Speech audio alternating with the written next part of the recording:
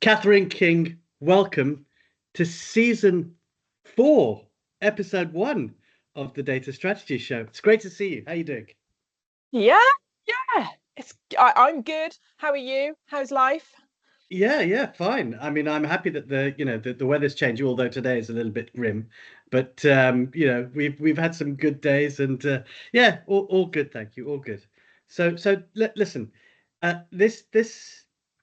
this season is a very interesting one for me because I'm as opposed to other seasons where I've sat across the table, so to speak, with people and talked about various things in the data industry or Mm. tech or algorithms or whatever it might be, right? Um, this season, I want to talk about women and in data and tech, which for me is probably a subject which is completely out of my comfort zone. But I guess there's parts of me which believe that there's some kind of let's just say I don't know empathy because as they say now, a person of color. I'm Indian, and I've grown up in the 70s, 80s. I'm very old in London, and I've been subject to a lot of racism when I was young. But throughout the years, and as I've got in my corporate career and now owning my own business, I think it's less, you know, uh, it's less of a thing for me. But I Mm. often go to lots and maybe it's not for other people. Sorry, it's less of a thing for me, but maybe for others they still have a lot of the challenges. But I often go to a lot of events um, in the UK, across the world, where I'm on a panel or I'm speaking as a keynote or whatever it might be. And in the last, say, year, a few that I've been to, a lot of the comments I've had from women who have seen a panel or or have commented on LinkedIn about the panel, or even with me when I've actually been on a panel and I was the only guy. Mm. One of the women who was on the panel with me said, "Oh, great! This is not a sausage show or a sausage factory or whatever it is." And I didn't quite get it at the time, and then I was like, "Oh, am I so naive to not understand what she said?" So I think for me, it's really understanding. Hey, listen, is it really tough for women in data and tech at the moment? And I guess it's understanding your origin story as well. You know, how did you get to the point you're in now? What sparked your interest in data and tech? And look, there's a lot to talk about. I think I just Yeah. wanted to kind of set it up as I'm I'm just trying to work out what is, what are the challenges and where are we now, supposedly in the 21st century where things should be quite different. But Yeah. but let's start before we get into a really heavy debate about it, which is probably what's going to happen. Just tell me your origin story. What sparked Yeah. your interest in data or tech, or maybe you didn't start there, or what was it? Yeah. Well, firstly, thank you for having me on the show, and also, thank you for using your platform that you have here to elevate this discussion. I always think it's really great when content creators who have an audience take the time and take the delicate approach in which you have of having this conversation. And thank you for sharing candidly your experiences there and how there's some similarities Mm, between what a lot of women in data go through, and your own experiences. But yeah, so I always like to say I fell into data. And if I look back at my kind of career journey, it makes a lot of sense. But at the time, it was just kind of, I wasn't particularly following any pathway as such. And it's been a bit of a wonky one. So I did my undergraduate at Cardiff University, hmm and it's a Russell Group university, which means there's a real focus on research. And we were blessed with having all of these amazing opportunities that some other universities don't offer, and it was incredibly privileged position to be in, that we could go and essentially experience real life research. So mm, I did mm, sociology and economics. And One of my placements that I went and did was with an organization that was previously called the University Police Science Institute. And they're now called something of kind of police and crime. I can't even think of the official name now. And in contrast to the lectures of the day, you had all the social theory and everything else, which is heavy, it's important, it's good. And then you went into this sexy institute that was using all these dashboards and data, and we were at the time we were looking at Twitter data and how that was relating to things like the increase in far right messaging.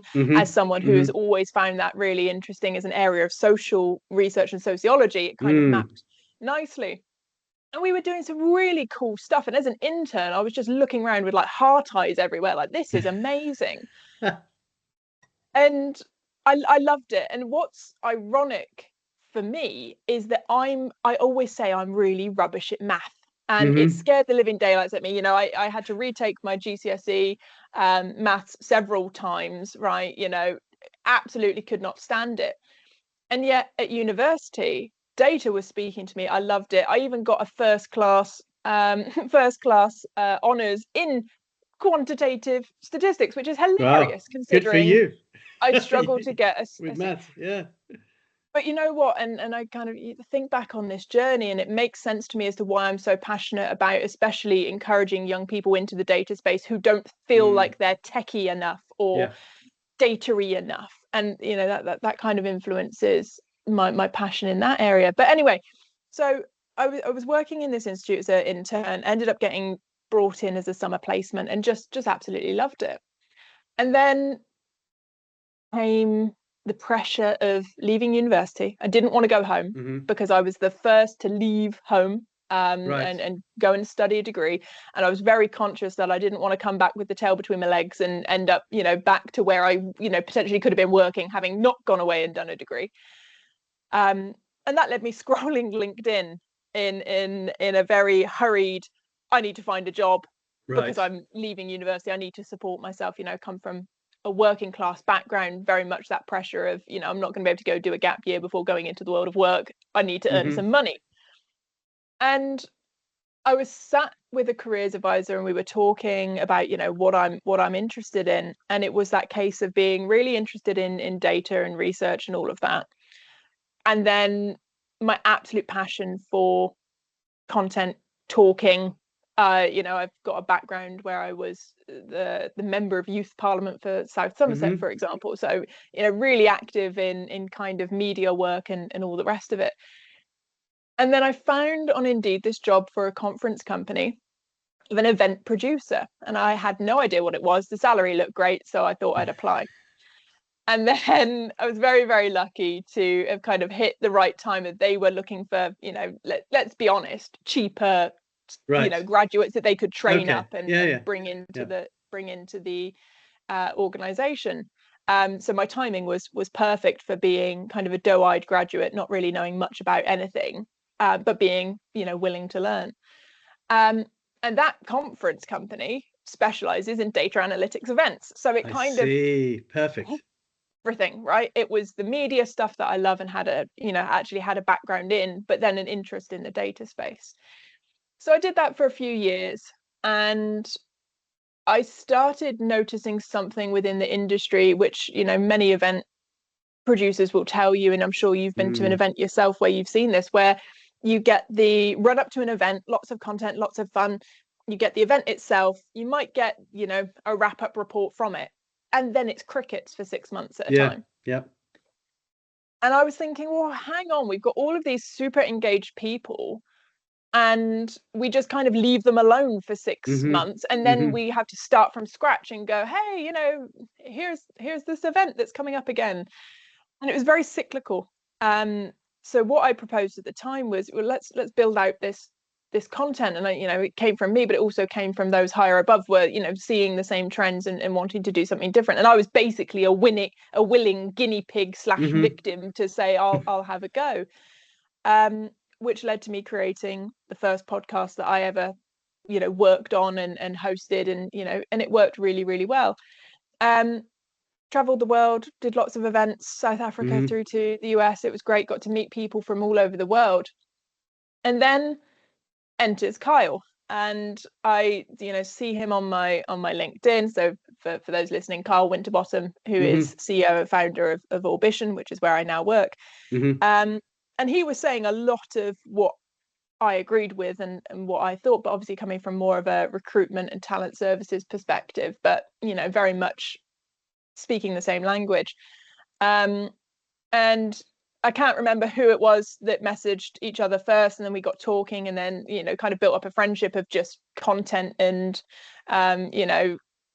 really kind of seeing things in the same light. And I think you'd agree with this as well, Smir, that you can feel quite alone in this journey because it is quite new doing Yeah. content in this way and Hmm. engaging the audience and people that we engage. It is a bit different.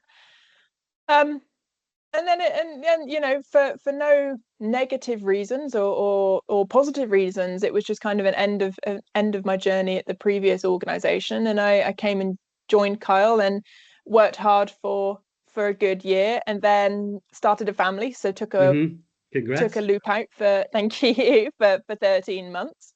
And then I'm back in the saddle now, continuing on the good work that we do. So yeah, so like I say, a weird journey. Hmm. Um, and it is funny to me that I technically do have some background in data and coding at uni and all the rest of it. But certainly my expertise is far more in the community and content side. Hmm. But Hmm. yeah, so that kind of positions me in terms of the market. But my passion for feminism is from day dot.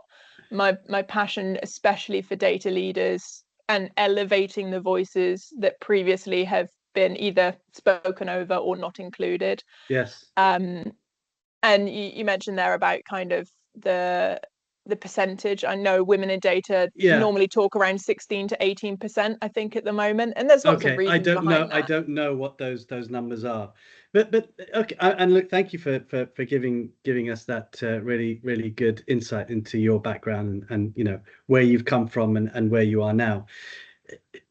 I know that you went into the event space and you did that, and it's very much being an event organizer is it's probably a sort of very fast life because everything's changing. You're having to get sponsorships, etc. But let's go back to the sort of premise. As coming out of university, doing what you did, which was really interesting because I also worked in the policing area at one point as well, so fascinating for me. But unfortunately, it's not that podcast today. What were some of the sort of early struggles that you saw as a woman in the field, or as a woman in the data and analytics industry? Maybe you might not have, but what were your perceptions of the data and analytics industry when you started working inside it? Yeah, so when it comes to, so if I look at it from the lens of an event organizer, because that was kind of Mm, when I was first like looking at the whole market as opposed to my little section that I was within. And because you've also got the lens of where I was within was academia, and that is a bit sure. better in terms of Yes. percentage distribution, and that's a Representation. whole Yeah. other debate on the difference between industry and academia. Why are they getting it so much better Hmm. and getting it right? That's a whole different piece that I'm certainly not qualified to speak on. But I can tell you from my experiences of organizing all level of events, from the smaller roundtables through to the big kind of three day conference expos. You would have to, and I do, and I have, you would Hmm. have to try 70% harder to get a Right. female leader Yeah. to commit to an event Hmm. than a male counterpart. That's on average. Um, And what is it? and Sorry, I'm just, it's just in my mind thinking about that 70% that you're having to work harder. mhm. And is it that the male, is it that men are just, hey, I'll do it. And it doesn't matter whether they kind of, know the subject in depth, Mhm. or and therefore is it that women are more uncomfortable, if Yeah. they're not into a subject, and they've just maybe started working it. Oh, no, I'm not qualified to speak about that yet. I really need a lot more experience, and therefore, so what is it? Is it just that, or do you find it, what have you experienced?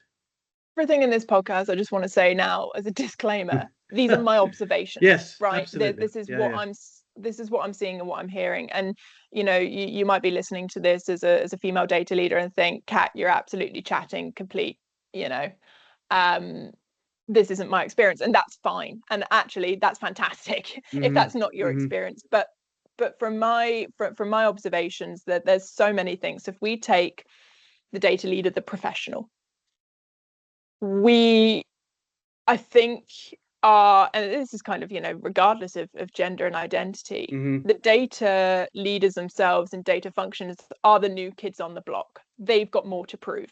Mm-hmm. The female executives are newer on the block. They've got more to prove and more to kind of establish themselves. And again, in different functions, that's less so. But in data, it really is. So you've got a brand new function, brand new leadership sat on the board, and then you've got the fact that that you're only about 15% in the entire industry of being a female leader. So that's the data piece. So you don't want to be seen swanning off to conferences every week. You Mm. want to be shown to be grafting, working hard, Right. earning your Okay. very big fat cat salary.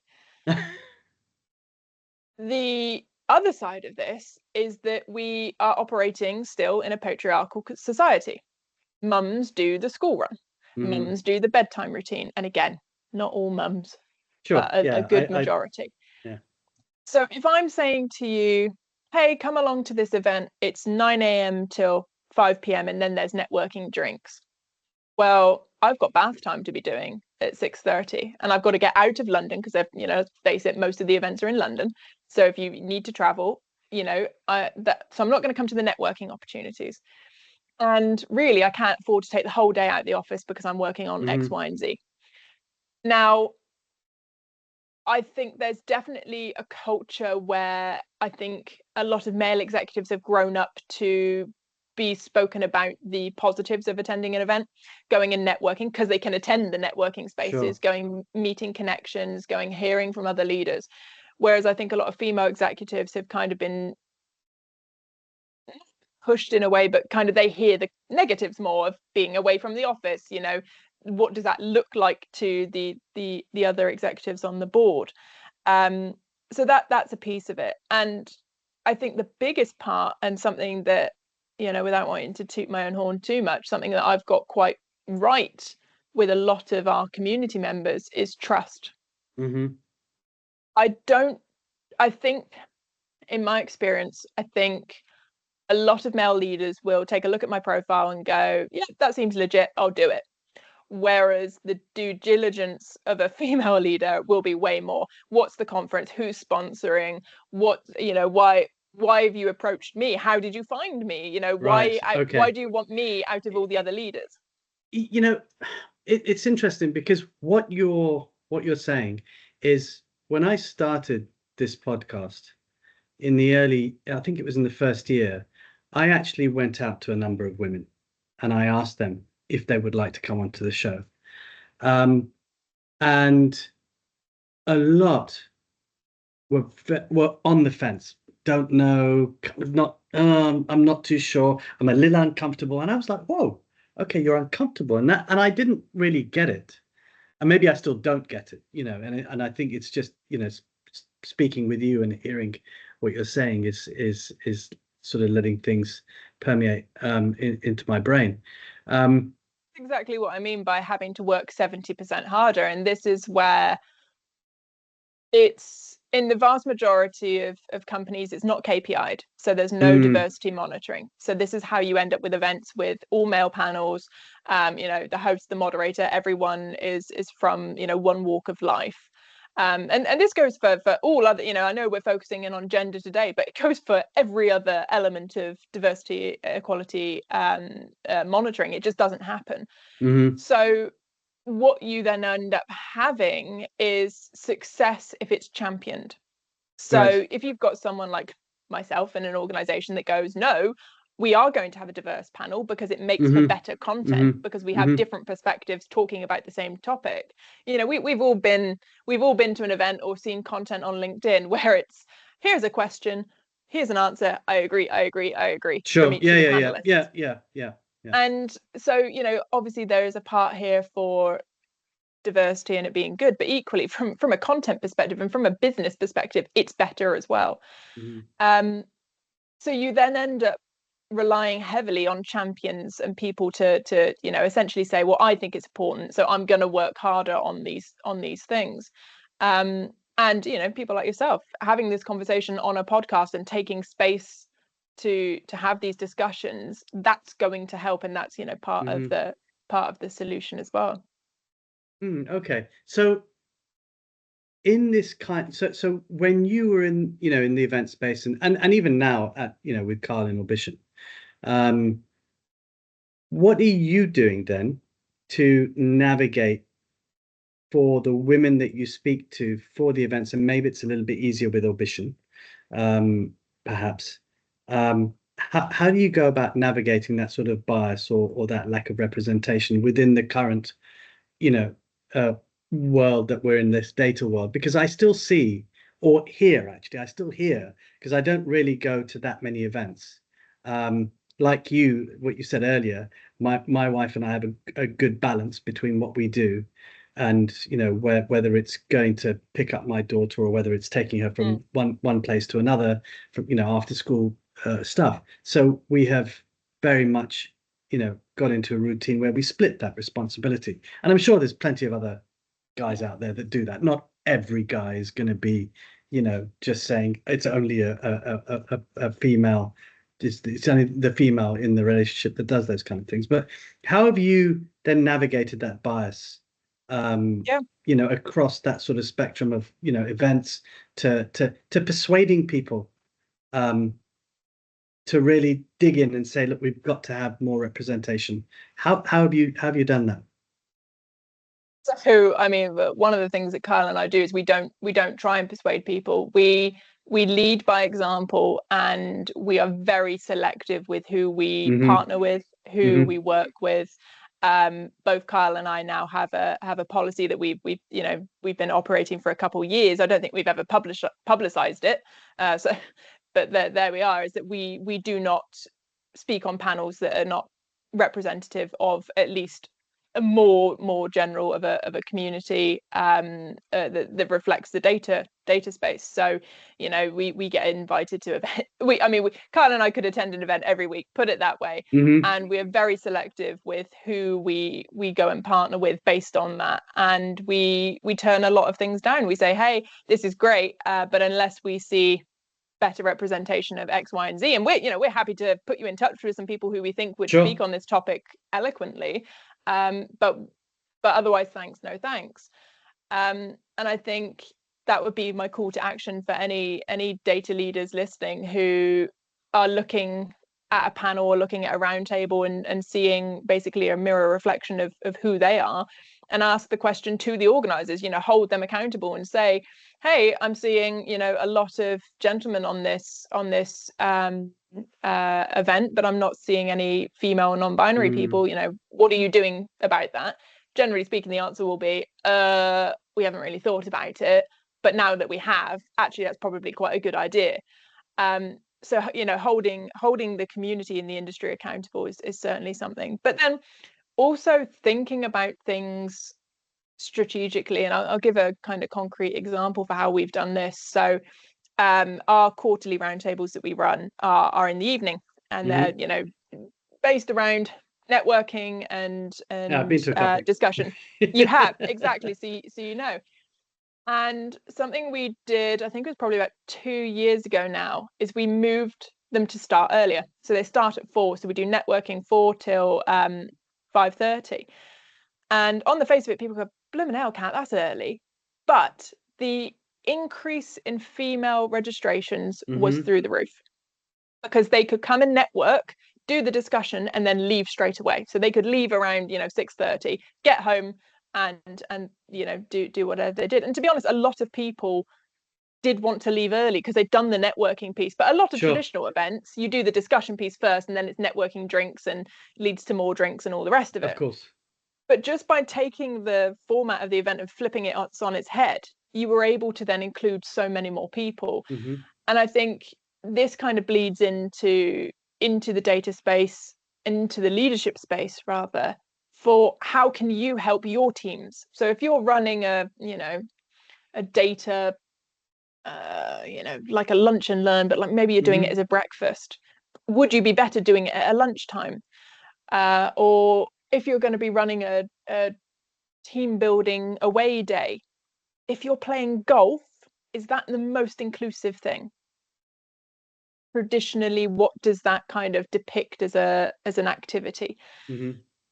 It's just taking these for granted moments, these formats that have been there for the longest of times, and going, well, actually, how can we change and adapt? And you don't have to, I've not changed the events, they're still evening events, Sure. but all Yeah, I've yeah, done was yeah. book the room an And hour slightly earlier. tweaked it. Yeah, yeah, yeah.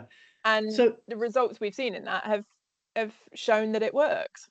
yeah, no, I can see that with the way that you have done your events. And I think, as you said, that's pulled up the representation of women. Um, but let's kind of go into the um, you know, you're saying that there's what 16 to 18% representation of women at events, or on But panels. that's in leadership as Right. an industry. In If you were to leadership as an yeah, if you industry. were to Okay, take okay, okay. Right. yeah, and that I mean that's the number that's bandied about, and unfortunately there's not a lot of data when it comes to non-binary people either, so that that Right. whole data space is neglected. But the numbers that I've certainly seen tend to be from anywhere between 16 up to maybe 20% And in the let me whole. ask you, this is a tough question for me to ask, okay? And maybe it's just because, yeah, it's probably um the way that I view the world. But why is it important for, say, non-binary to be in a as a representation piece and in that percentage? Why do we need to then further kind of categorize things? I mean, that is a funny question from a data person, Samir. Well, Um, I know it is, but for so I, you're a sociologist, or what's you know the what? Every human walks this planet and has a unique journey. However, we're able to segment those people together and say there will be common ground, right? mm, And again, that's why I'm saying, not all the observations I make are reflective of all women. However, I'm sure that most people listening will have experienced X, Y, in the same way that you were saying at the start. yeah, You yeah, may yeah, not suffer with as many racist accounts as you used to, but mm, if we speak to people who are similar to your background, then I'm sure there will be, kind of sure, comparisons. absolutely, So if we think about, and I know a lot of people, and there tends to be a quite a big pushback to saying, oh, why are we getting gender involved in data debates? I want to talk about dashboards. Great, mm, let's talk about dashboards. How I interact with a system will be different to how you interact with a system, sure, because you're going out and doing a run at lunchtime. So you need that dashboard to be active on your phone because you want to make quick decisions on the go. I am making decisions in the school parking lot because I'm, sat waiting for my child to come out of school, for example. All these lived experiences impact your data and impact your processes. So when we get up on the stage and we're talking about data culture, for example, culture, that's a big old yeah, word. it's a And big that word, yeah, yeah, and that is going to be impacted by your own culture, your company culture, your geographical location, your religion, your background.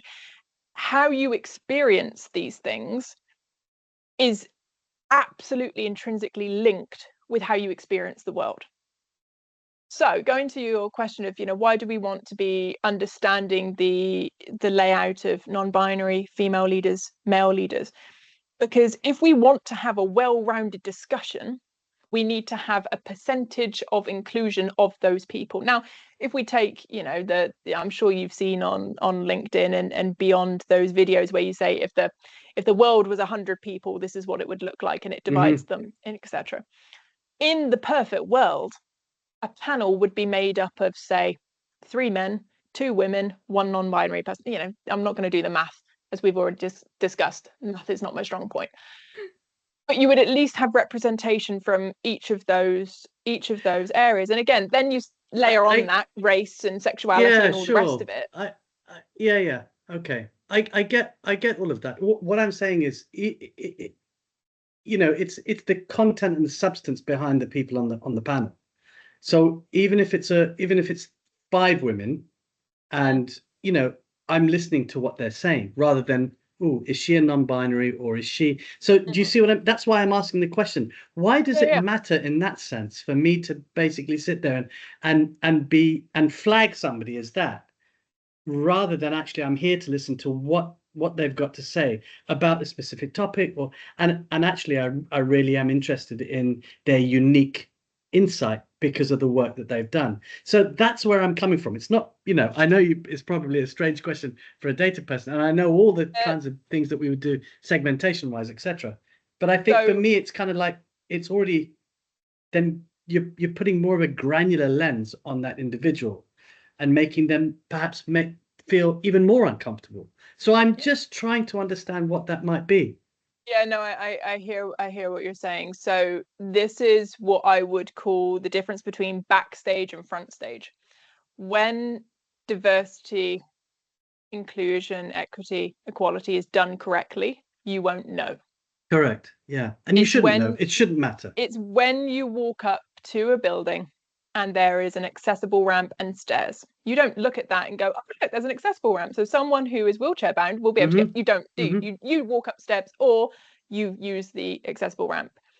And that is the same for, or is how it should be done, in my opinion. When you walk into an event, it shouldn't be a case that you're slapped with, hey, women, go over here, men, go over here. Here's your, it's not about having a place, We're not in and it's not being 1950s. able, Yeah. yeah, Yeah. exactly. And it's not being viewed as, oh, look, here is the token, here is the token, here is the token on Yeah. each panel. And just for those listening to the audio here, I'm pointing out the imaginary panel that we've got in front of us. Yes.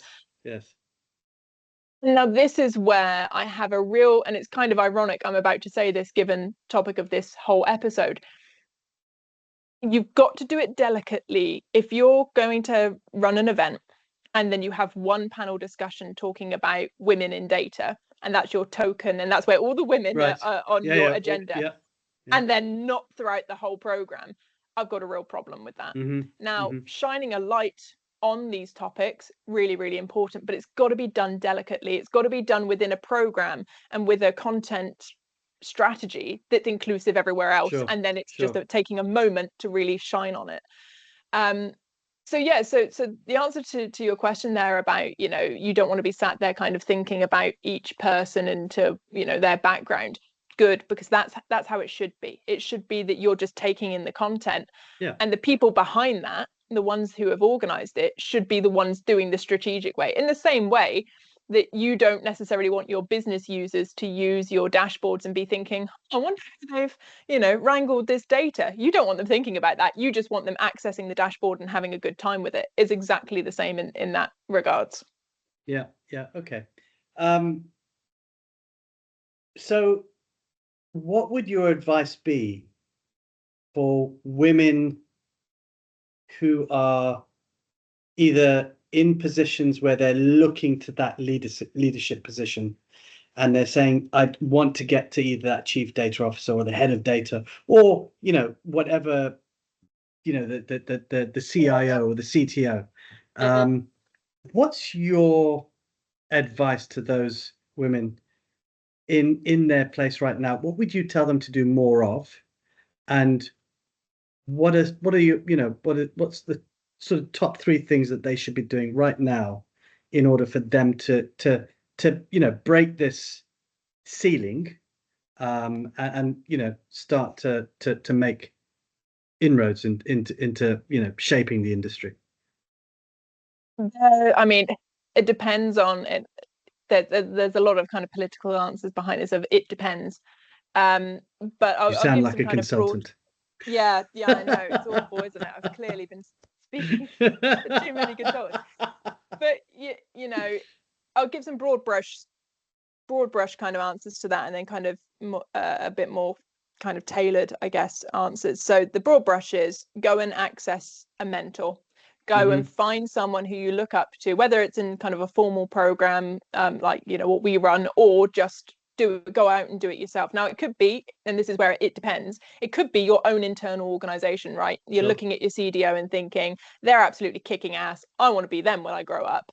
Send them an email, say, I want to buy you a coffee, I'd love to, you know, have more of your time, and, you know, hopefully you could develop a kind of relationship where you go and learn from them, go and hear about the mistakes they've made, go and hear about their journey, and you know, and learn from them. If you don't have that in your organization, again, that's where it depends, because a lot of people are the only data person in their team. Go and access a program, like I say, that we run, or just go on LinkedIn. You know, you'll see people and you'll agree with their posts, or you'll you know, see someone's content and think, yeah, no, you know what, they're on the money there. Drop them a message. I know it's scary, but just drop them a message and be like, hey Dave, saw your content, really love it, would be great for a chat, right? Most people are open to a conversation, at least. You could do that to 20, 30 data leaders and get a different point of view, or you could, you know, kind of put all your eggs in one basket and develop a relationship with a mentor, you know, and kind of go really, really deep into their journey. So there's that piece. Go and learn from others. Go pick someone who you want to go be like, and go and learn from them. The second, and this could be in your personal life, this could be in your professional life, ideally both, is surround yourself by cheerleaders. And I don't want to get kind of into the kind of woo-woo side of mindset, but there is a really important piece on this where, you know, I run several different chat groups, and where people just hype each other up, right? Hey, there's this event and they've opened you know, calls for speakers. I'm not sure if I should go. Absolutely, go for it. You should talk about this. You're a, you know, all of these messages you get, and build yourself up, because a large part of what I speak to, especially female leaders, on is that mindset piece. And I hate the word imposter syndrome, but there's no other word for it, because chances are it's not something for you to own, and it's for the environment has made you feel that way. You know, you've kind of been gaslit into thinking it's your own problem. But with all that said, that kind of feeling of imposter syndrome of, oh, I'm not good enough, I'm not experienced enough, and, you know, we know it's as old as time that we know women tend to apply to jobs when they're 80% and over qualified for it, whereas men, it's significantly less. You know, we know this. And again, this is what I mean about operating in that wider patriarchal society, that you've got all these bits and pieces. But yeah, go and access a mentor. Go and find a cheerleading type community, and I'm always up for that, so feel free to drop me a message for sure. And build that kind of pathway for that route that you want to go down, right? No one else is going to build it for you. You have got to go and lay those bricks, whether it's accessing a mentorship, accessing cheerleaders. Go and get extra training on bits that you're sure of. Listen to podcasts, go onto YouTube. You know, I've heard a lot, you know, in fact, I was on a call with 5 or 6 data leaders yesterday, and they were saying, you know, I'm not so confident talking about all this agentic AI stuff, yet the business wants me to, because I don't know enough. And, you know, I kind of had to say, well, I don't think anyone can claim to be an expert at the moment, but guess what? In your business, you are, because you know 10, 20% more than everyone else. And again, it comes to that piece of understanding what is a limiting belief versus what is something that you need to go and work on in terms of skill. And very often it's the limiting belief rather than a skill. It's not a case that you don't know anything, it's that you feel like you don't know anything. But if we put that into perspective of the rest of the business, you actually do. Correct. I think it's the problem with a lot of data people and leaders in data, is that they may feel that they don't know enough about the subject based on their peers. And, you know, that's the bit which is difficult for data people to kind of, you know, be in. And that's the risk of of engaging in the market, right? Because Yeah. what always makes me laugh is you'd have the keynote come up on stage and talk about what they're doing, and then what they'd say in the networking space, very different people, very different beasts, and we're all guilty of that, right? um and I, even this podcast, I'm no way leading in the front in this. I think there's Hmm. people that are probably doing a better job, um but I'm trying. And it's Absolutely. that's Yeah. it. It's a case of, no matter what it is that you're feeling a little bit less educated on, you're on that journey. And comparison is the thief of joy. That, yes, someone might have said they've totally automated all their business processes and they've seen lots of return of investment, but have they? That's the question. Yes, that's always the thing that I always uh, question when I hear those bold statements at conferences. But anyway, we're not going to talk about that. That's again a whole new discussion. But look, um, it's been an eye opener for me. I've learned about probably some of my own views on this, and thank you for that. And I think I've learned also, you know, that there's still problems, there's still challenges, and there continues to be challenges. And I don't think, I've got a daughter, and watching her grow up, and she's going to start doing her GCSEs in a couple of years, and I wonder what whether things will change for her. And I don't know whether she'll go into data or tech. Who knows? That's up to her, right? She might be an artist or a musician. Um, but I think it's encouraging to hear that things are changing from your perspective, and slowly, and what you're doing in the market to try and make those changes. Um, and so I just wanted to thank you for that. So thank you for your honesty. Thank you for discussing something with me, who I'm not. I come at this subject in in a very sort of probably very naive format, and I'm open to considering and understanding, um, what's happening out there. So thank you for your insights, and yeah, it's certainly been really insightful for me. So I just wanted to thank you, Kat, for your time, and all of your insights, and hopefully, this will be something that will spark discussion in our industry. Yeah, for sure. Well, thank you for having me. And if I can just kind of leave one action point for anyone listening, Mm, regardless of of your course. of your background, is start asking those questions when you're invited to speak and you look at the agenda. Ask the question, hey, if you, is this panel finished now, or are you looking to get representation from elsewhere? Because ultimately it's in your interest to do so, because that content will be so much better if it's coming from a lot of diverse discussion. As we've spoken about extensively today, it makes for better content when people bring unique perspectives. That makes the discussion better, which makes you Of better. course. Yeah, It yeah, benefits yeah. us all. Of So course it does. to start asking those questions when you're brought into these formats, and hopefully we can incrementally change these and encourage people like your daughter, who will see people that look like her Yeah, yeah, kicking ass in the absolutely. data space. Yeah, great. Well, thank you so much. Have a wonderful day, and I'll speak to you soon. Thanks. Speak soon. Thanks.